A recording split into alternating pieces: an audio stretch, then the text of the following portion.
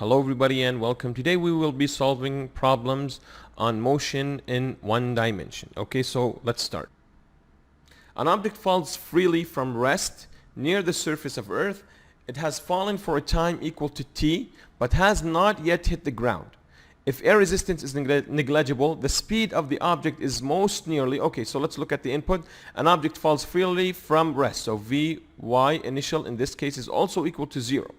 Now it has fallen for a time t, which is unknown t, but has not yet hit the ground. If the air resistance is negligible, the speed of the object is most nearly, so it's asking for V final in the y direction. It's unknown. We already have g, which is equal to 9.8. Let's look at the choices. Now, sometimes some questions you will be asked to replace symbols with symbols, okay? So which is the best choice? It says here that the final velocity, which is what we are looking for, is equal to the initial velocity, which what we have, and the acceleration, we know it's equal to 9.8, or it's going to be g in this case, and t is also given in our case, so we can say directly that v final y is equal to v initial y minus g multiplied by t, okay? Now, v final y is equal to 0 minus g multiplied by t. So v final, it's clear that it's equal to minus g multiplied by t. So which is the best choice? It is C. What about the negative sign? The negative sign is only an indication of the direction of the movement, and since it's falling down, it's clear that v final y will have a negative sign. Okay? Next question. An object near surface of the Earth falls from rest without air resistance. After 1.5 seconds, it has not hit the ground yet. The speed of the object is currently, so he's looking for Vy final. It's unknown. Now, it starts falling from rest, so Vy initial is equal to 0. And we also have time. It's clear that we will be using this equation, v final y is equal to Vy initial minus g multiplied by t. So v final y is equal to Vy initial minus g multiplied by t. Okay, v final y, which is the unknown, is equal to Vy initial, which is 0, minus 9.8 multiplied by the time, which is 1.5. This will give us an answer approximately equal to 15 meters per second. It's the closest answer. Next question. It says here that a rocket-powered sled is accelerating along a straight level track with constant acceleration of a magnitude equal to 20 meters per second square. Okay? Constant acceleration, 20 meters per second square.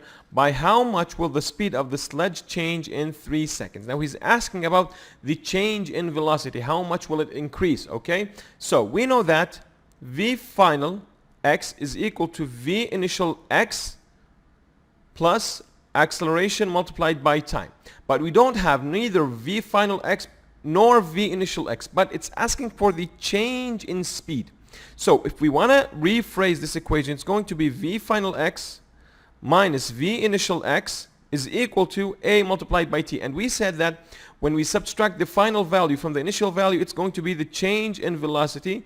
It's equal to a multiplied by t. Okay? So actually we're just going to back to our basic equation, which is a is equal to delta v divided by t. And remember that we mentioned that delta v is the change in velocity. Okay? So it's straightforward. The acceleration is equal to 20 and the time is equal to 3. So the change is going to be equal to 60 meters per second. Let's see our choices. And it's clear that the answer is D. Next question.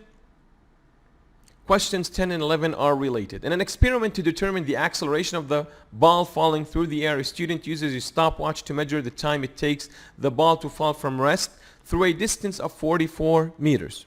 6 trials give the following results.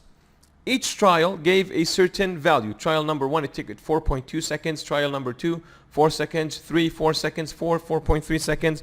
5, 4 seconds, etc. Okay, now, it's asking which of the following values of time should the student use to calculate the acceleration of the object. Now, the whole idea of this question, you don't have to always think about using the equations of motion when you see a falling object or an accelerating object. So this object actually has nothing to do with motion in one dimension. It has to do with dealing with numbers you got out of a certain experiment, okay? So in our case, he did 6 trials and each trial gave him a certain number. Which of the following is the most or the best value to use to calculate the acceleration?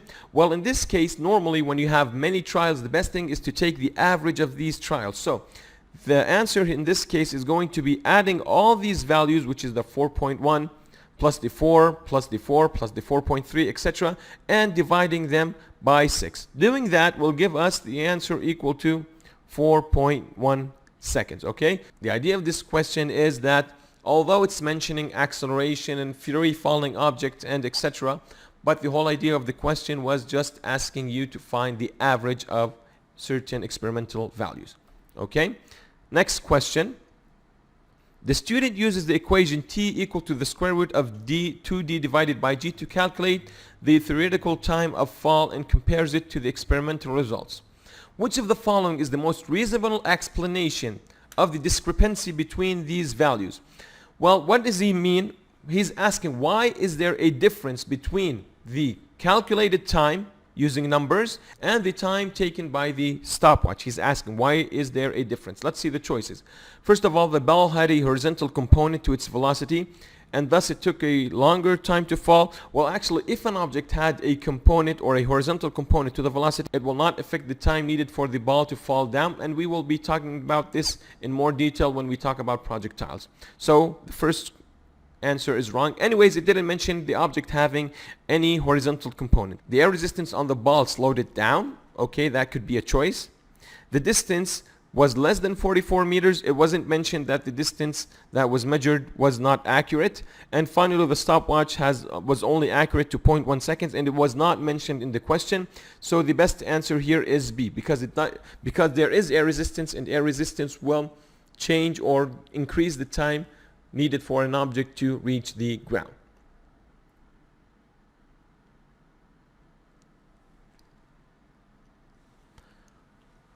Question number 12. A projectile is fired with a speed v vertically upwards from the Earth's surface, where the constant acceleration due to gravity has a magnitude equal to g, and the projectile rises at a peak equal to hp, where its velocity is momentarily 0. So it's saying that an object was fired up. At a certain moment, he reached a height where the velocity became 0, okay? So at the highest point, it's common sense. Any object we throw up in the air at a certain moment, it will stop moving and then it will go back down, okay?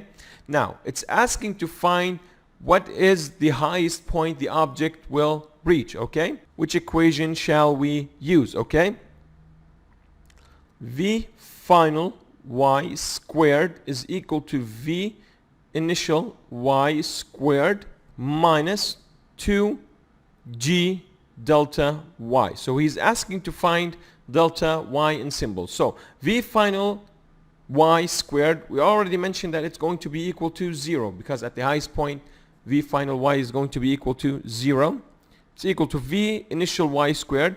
It was mentioned in the question that the projectile is fired with a speed equal to v. So V y initial is equal to v. So we will replace it with v and it's squared minus 2g delta y. Let's rearrange the equation by moving this to the other side here. So 2g delta y is going to be equal to v squared. Now let's divide both sides by 2g. We will get that delta y is equal to v squared divided by 2g, and in this case the answer is D. Next question.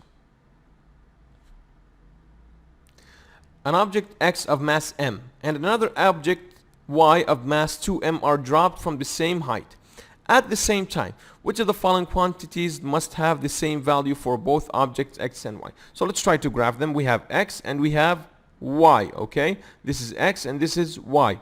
Now x has the mass m and y has the mass 2m, okay? It's asking about which of the following will be the same.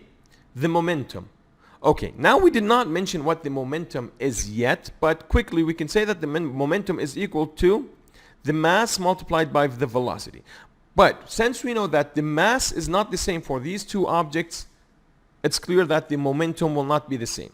The acceleration, will they both have the same acceleration? Well, actually, yes, they will both have the same acceleration because they both will be affected by the same acceleration, which is equal to g. Now, the force of the Earth's gravity, it's asking about the weight. Do they both have the same weight? Another term for force of the Earth's gravity is weight. Weight is equal to mass multiplied by g. We will talk about this equation in detail later on. Do they have the same mass? Since they do not have the same mass, they cannot have the same weight. Finally, the kinetic energy.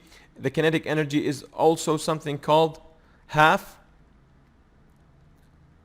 mv squared. Okay, and we will talk about this in detail in the work and energy chapter. So half mv squared, since it has the mass in the equation, and since the mass is not the same, we can say that the only correct answer can be the acceleration. Okay, now these questions will really help, but I really encourage you to solve more problems as much as you can. Stay tuned in the next videos. We will be introducing graphs. See you then.